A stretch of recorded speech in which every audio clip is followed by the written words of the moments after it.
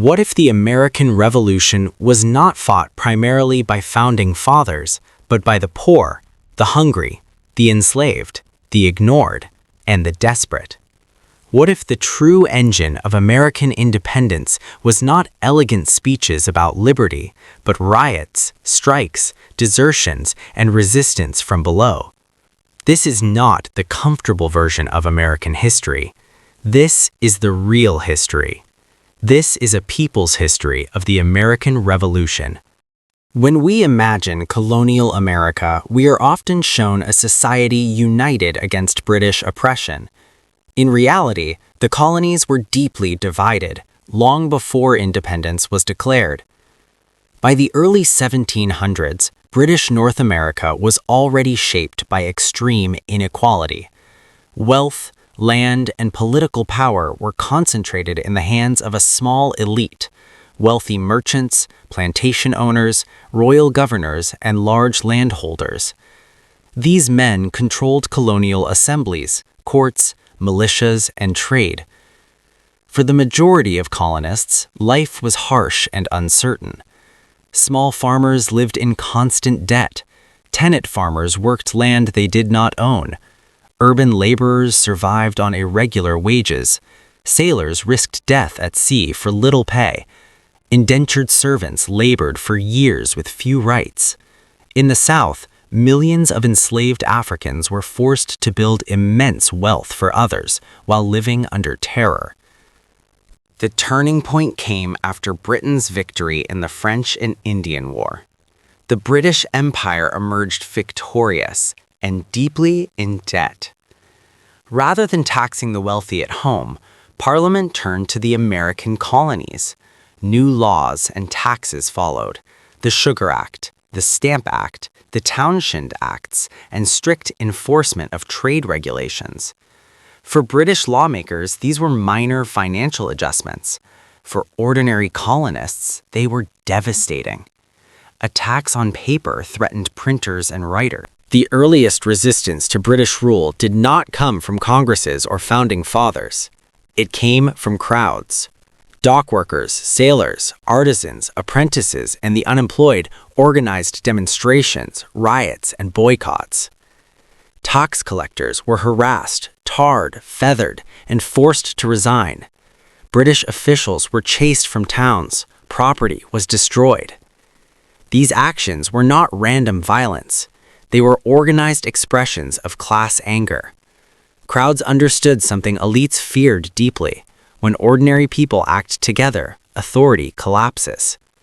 Colonial elites often condemned these riots until they realized they needed them. March 5, 1770, British soldiers fired into a crowd in Boston. 5 colonists were killed. History remembers this as the Boston Massacre, a symbol of British tyranny. But the identities of the dead tell a more revealing story. They were not wealthy patriots or political leaders. They were working men, sailors, laborers, dockhands. The first man to fall was Crispus Attucks, a man of African and Native American descent. The first blood of the American Revolution belonged to the working class. Elite leaders. As resistance intensified, colonial elites faced a dangerous dilemma. British rule threatened their profits and political power, but uncontrolled rebellion threatened something even worse: a social revolution. History offered terrifying examples: peasant uprisings, revolts against property, attacks on elites themselves. So colonial leaders moved quickly. They formed committees of correspondence, provincial congresses, and organized assemblies. These institutions allowed elites to lead the rebellion and control it. The revolution was reshaped. No longer a struggle about debt, wages, and poverty, it became a constitutional argument about representation. In 1776, Thomas Paine's common sense spread like wildfire.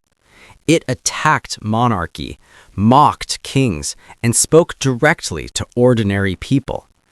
It was revolutionary, but also carefully limited. Paine argued for independence, not for economic equality. He challenged British authority, not colonial class power. Without women, the American Revolution would have failed. Women organized boycotts, produced homespun cloth, ran farms and businesses, served as messengers, nurses, and spies. They kept families alive while men fought or protested. Yet, when independence came, women were excluded from political power. The revolution promised liberty, but not equality for women. For enslaved Africans, the American Revolution raised a brutal question. Which side offers freedom? The British offered emancipation to enslaved people who fled rebel masters. Tens of thousands escaped.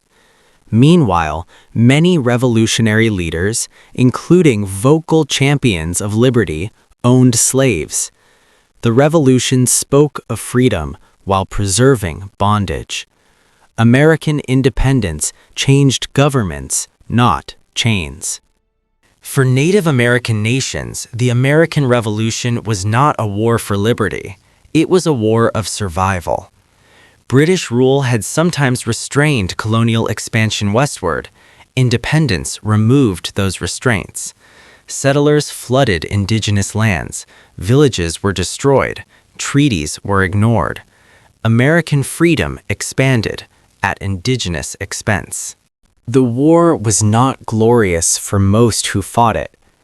Continental soldiers endured hunger, disease, freezing winters, and unpaid wages. Discipline was brutal. Desertion was common. The burden of sacrifice fell heaviest on the poor. Even during war, class conflict remained. The Declaration of Independence proclaimed that all men are created equal. But equality had boundaries. Slavery endured. Women were excluded. Property was protected. The revolution expanded political participation just enough to prevent rebellion, not enough to create equality. The American Revolution succeeded and stopped. Monarchy was abolished, independence was secured, but the social hierarchy remained largely intact. The revolution was radical, but contained. The American Revolution did not end the struggle for justice. It began it. Every major expansion of rights, abolition, labor movements, women's suffrage, civil rights, came from pressure from below. The real revolution has always belonged to the people, and it is never finished. If this documentary changed how you see American history, don't let the story end here. Like this video so more people can hear the voices history tried to silence. Subscribe for more untold history, revolutions, and stories from the people below, not just the powerful above. Comment below, who do you think truly fought the American Revolution? The founders or the forgotten?